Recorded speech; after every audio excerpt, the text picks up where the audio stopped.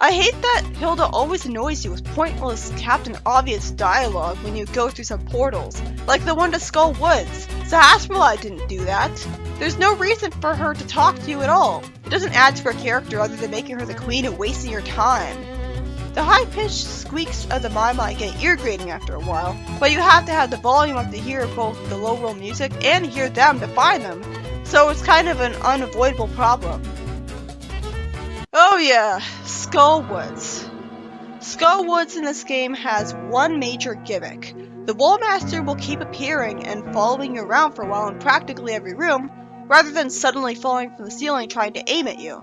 This creates tension that goes along well with the creepy, memorable music of the dungeon. It's also easy to avoid as long as you have space to dodge it, because if it goes upwards briefly, that's your cue to avoid it trying to grab you. But as a puzzle to get around, it's heavily overused and it's distracting trying to solve puzzles or navigate narrow parts of land or stay on slowly moving platforms. Level design that clearly isn't designed around it, when you constantly have the hand to worry about taking you back to the entrance of the dungeon. At least the dungeon has multiple different entrances and exits as you progress through it, so you don't lose too much progress when it grabs you. I turned against this dungeon immediately. It combines two of the absolute worst things about this game. Pitch black rooms where the light from the lamp is fucking pathetic, and walking on narrow pathways with slippery controls and enemies that are brick walls of health, while a Wallmaster is constantly trying to grab me on narrow pathways that don't give you much room to dodge. In the original game, well, first off, they knew better than to have dark rooms in Skull Woods, but second, the fire rod one-shotted the mummies instead of surrounding them with fires and then turning them into Stalfos to still block your way. What, just because Minish Cap did it? This dungeon is already feeling like an unplayable mess and I only went to the first exit.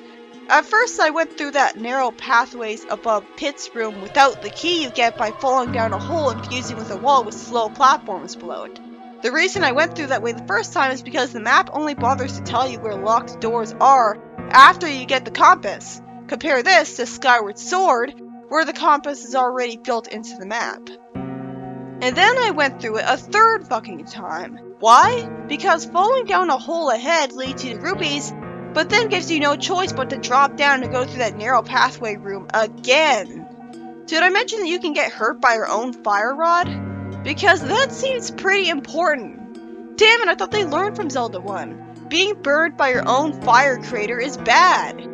A Link to the Past knows better than to have the fire rod hurt you when you burn enemies, completely destroying the satisfaction of it if you walk into them. I'm already down to 3 hearts.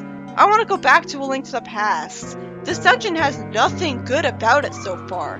It has no creative, unique puzzles at all, aside from the Wallmaster. And even then, the thing following you is the only new thing they do with it, and that's not fun, that's tedious and nerve-wracking. Aside from that, what am I doing here? I go through a shitty dark room that doesn't account for my controls and has cheaply placed enemies, and I fuse with a wall with sluggishly moving platforms crawling around it where you can't go out of just any part of the wall or you fall to your death. The former isn't a real puzzle, just tedious bad design, and the latter is nothing I haven't done before. The original dungeon was much less bland than that, and that's saying something. In the original, I would have already navigated around swinging fire chains and the hard hat beetles with pits around me that are created by getting a chest. I would have gotten another chest after one-shotting a mummy, and did a puzzle where I had to push a statue onto a floor switch without getting attacked by enemies or a Wallmaster to get the big key. All of that and with no dark rooms in sight. Why the hell does the game have to stop for a few seconds after I revealed a hole and a bunch of bushes? That just wastes my time. The original game didn't do that. It just played the chime and left it at that. Okay, finally something interesting happens. I found a puzzle where you have to push statues on floor switches to create platforms out of the wall that will let you fuse with a higher wall and progress to the right. I figured it out in seconds because having the statues be right next to each other was too obvious, so I just covered the first and third switches, meaning that you're probably going to figure it out on the second try. It was also not boring pushing the statues because I had the Wallmaster to avoid. Then I got a puzzle where I had to make creative use of the Wallmaster by having it slam down on top of a floor switch above me that I couldn't reach. Too bad I had to wait bored for that to happen. And I could swear it fell on the switch the first time and nothing happened.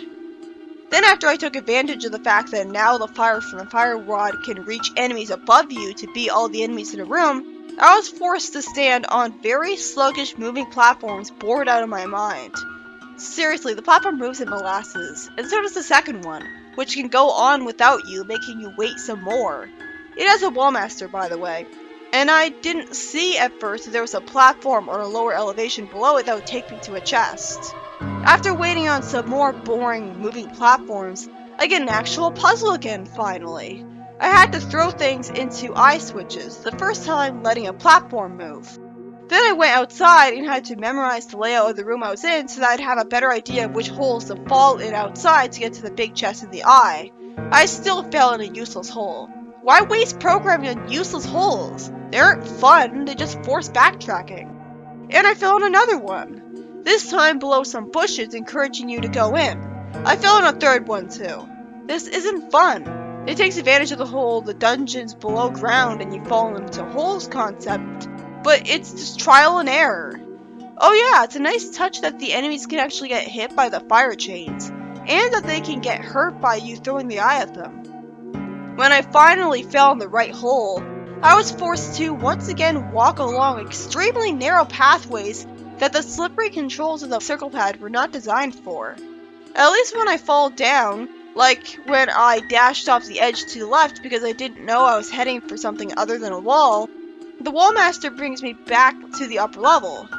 But I screwed up multiple times until I finally found the eye, and then failed again because they force you to stand on these sluggishly moving platforms completely helpless against a potential wallmaster, meaning that if you don't kill the wallmaster right before getting on the platform, you're put into an unwinnable situation.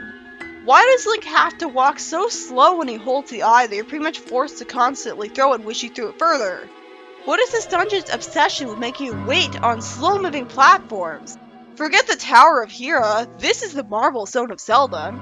After getting a big chest containing one of multiple sword tempering ore, when I never needed to collect ore like that in the original game to temper my sword, I got the big key and went to the unfun boss fight.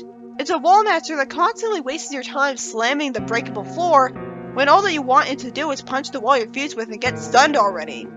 Slamming the breakable floor isn't even that much of a problem because you're going to be fused with the wall invincible anyways. It just wastes time. I'm so glad there's a glitch where you can use a tornado rod when it's punching the wall and clip through it to skip the boss fight entirely, but I didn't remember exactly how to do it. This is a boss that will reduce your hearts by a lot. At least it's not the fucking terrible Mothula fight, where it had invincibility frames you couldn't see where it arbitrarily not get hurt sometimes, forcing you to rely on a limited amount of magic to hit it with the fire rod's very small fireballs, and had you on a moving floor while still expected to dodge traps all the time. That boss was terrible.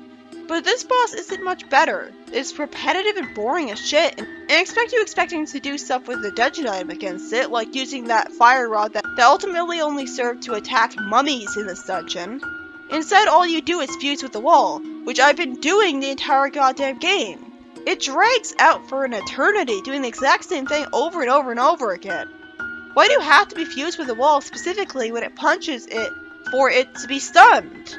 If you're not, then for some bizarre reason, it doesn't get stunned, and it just repeats its hand-slubbing for 2 billion years. It never varies it up. It just keeps slamming the floor, breaking it, and draining my meter as I keep fusing with the wall. At least the wall has hearts in it. Keeping hearts and rupees in the walls is more interesting than having them in jars. I'm glad the floor returns to normal when you leave and come back, so you can collect the heart container just fine. So, why put Prel 2's daughter in this dungeon? Gully's the kid who hangs out around trees with animals. Gully's the forest kid. Why isn't he kept in Skullwoods?